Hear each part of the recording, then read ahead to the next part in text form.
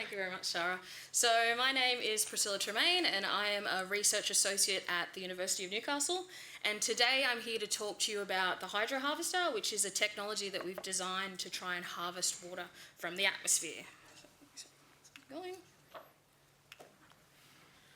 So, a little bit of background to the project. We all know that access to drinking water is essential. Without water, we can't live.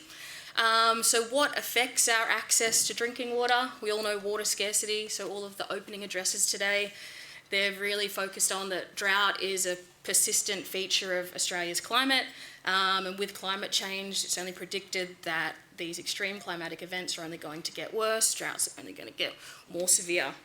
So we need to come up with some strategies to try and counteract that. Another thing that affects our access to drinking water is water quality. So we might have access to bore water, but sometimes it's contaminated by heavy metals or nitrates or microbes, or you've got access to surface water, and like Ben, the dog jumps in the dam and then you can't use it, it's contaminated. So what can we do? Where can we try and find another source of water, essentially? Before I get to that, drought resilience, so where there's plans that the governments and different hubs have come up with for drought resilience and coming up with different strategies to try and counteract our water scarcity and our water quality. So there's a range of proactive strategies, so these are things that we're doing to try and get more water available now before we get into times of drought. So we've got desalination of seawater. So if you're not close to the coast, that's not really going to help people in remote communities. You've got desalination or treatment of groundwater. Again, if you don't have access to that, you can't really treat it. They've proposed construction of pipelines between regional locations. So for some locations, this is okay. But we know that there are a lot of remote communities, and the infrastructure that's required to potentially connect these different remote locations, and then the infrastructure and the maintenance required behind that is quite costly and time consuming. And the last one that we've identified in these different drought resilience plans is construction of weirs, but again, you need to be close to a river to do that. Some reactive strategies that are considered in these plans. So these are strategies that once the droughts come into force, we put these things into play. So water restrictions, so trying to reduce how much water people are consuming, or in extreme situations, water carting, so having to truck water into locations to basically provide water for living or water for livestock or whatever it may be that you need it for. So this is where our atmospheric water generation can potentially come in. We see it as an untapped proactive strategy. So what is atmospheric water generation? So it's basically conversion of the humidity in the air into drinking water. So when you go outside and you start feeling the humidity, especially on the East Coast, we feel it a lot, that water is basically an untapped resource that we could potentially use to provide drinking water to remote communities or places that don't have access to clean drinking water. So how much water is there in the atmosphere? So there's 6 times as much water in the atmosphere, so it's 12 trillion metres cubed. So that's, 6 times more than the accessible freshwater resources combined on the Earth. Water's naturally recycled, so we all know the water cycle. It gets evaporated from the land or from water, vaporised into the air. So that cycle naturally occurs 40 times per year, so we will never run out, essentially.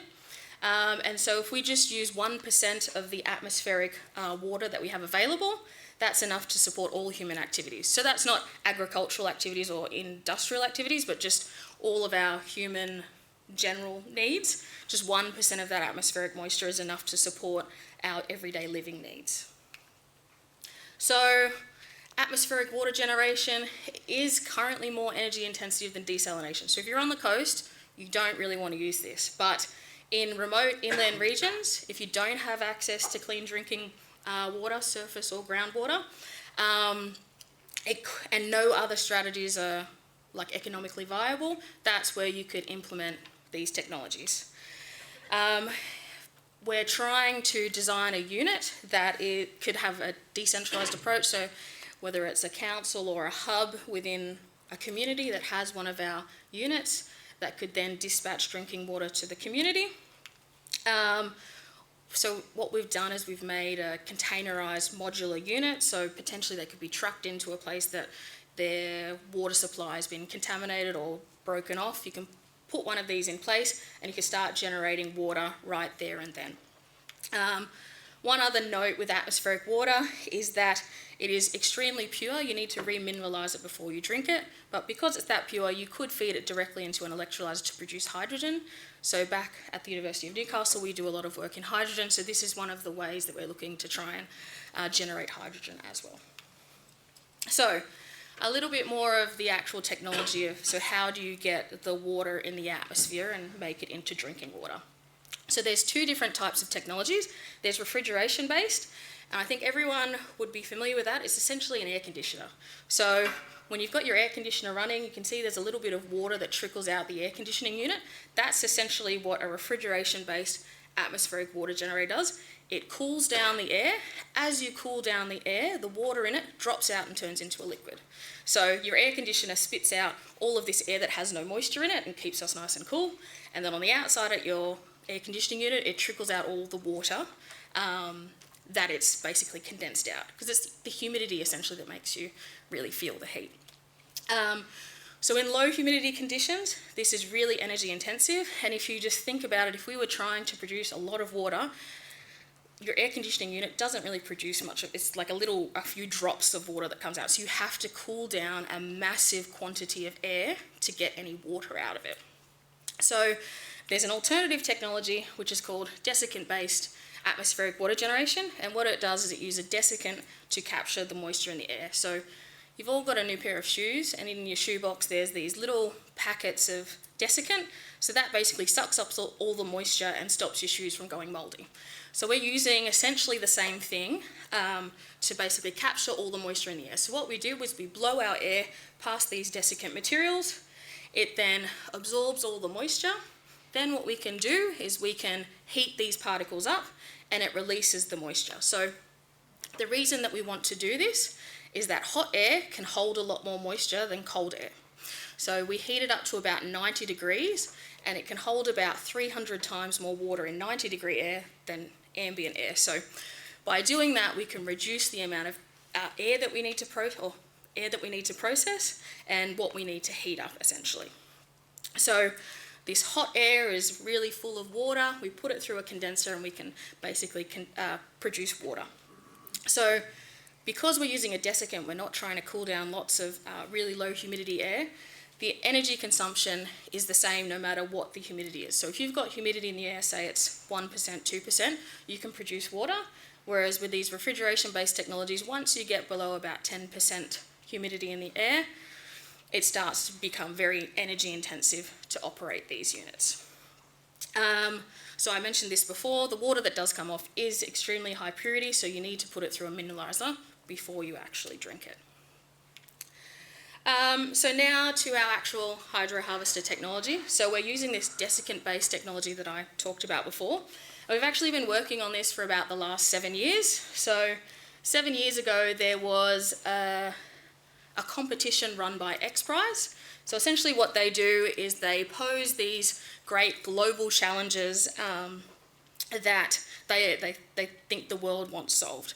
So what they came up with is that there's no way to produce water in, say, remote locations for a cheap price that's powered by renewable energy. So they said, we want a technology that produces 1,000 litres of water a day for a cost of less than 5 cents a litre, that's not location dependent and is powered completely by renewables. So we entered into that competition.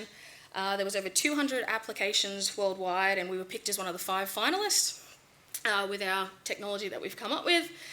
From that, we didn't win the competition, but that started the process of basically getting to where we are now. So we've had funding from basically a hydrogen generation company and also the New South Wales Physical Science Fund to scale it up to basically a 50 litre per day unit. Then we recently got funding from the Future Drought Fund to produce our pilot plant, which is a 1,000 litre per day unit. So with that, we were taking our small 20 litre unit which you can see at the top picture right here.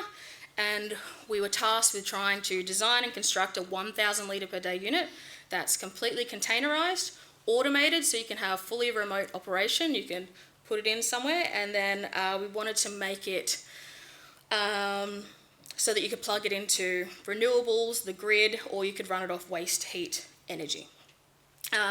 The other part of our project was to try and demonstrate this technology to farmers, agricultural communities, so that's why I'm here today, trying to get the message out there about what this technology is. And then we wanted to do some sort of stakeholder engagement to try and show how it could be incorporated into drought resilience plans. So for this actual project, we've now built our containerised 1,000 litre per day unit, so that's it sitting at the University of Newcastle. From our original design, it basically just worked in one cycle that happened over 24 hours. So with this funding, we came up with an idea, so I won't go into the semantics of all of it, but there's essentially 4 cycles that go through during the day that produce at least 250 litres, and so that operates in a 24-hour cycle. We've got a nice little picture of our team that worked on the construction, the design, and all of the electrical work of our plant.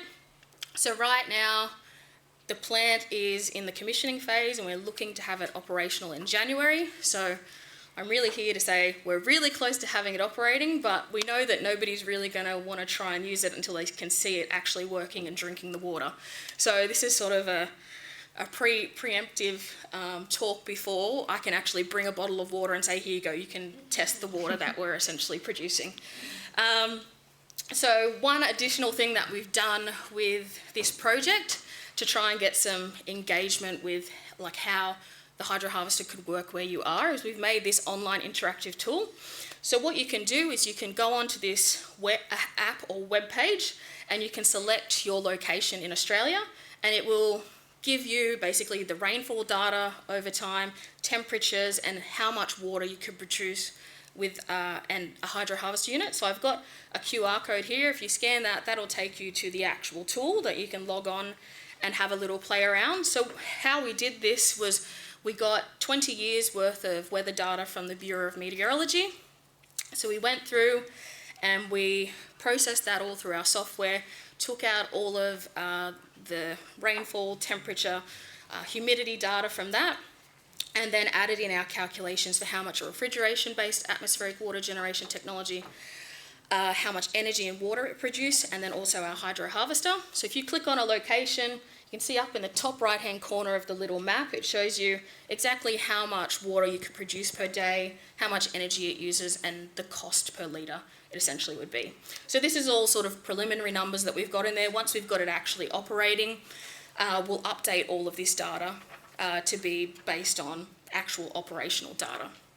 So that's basically my presentation for today. This is just a link to our project webpage, where if you go there, there's also a link to the interactive map. If you have any other questions for me, I'll be around all day, but thank you for having me.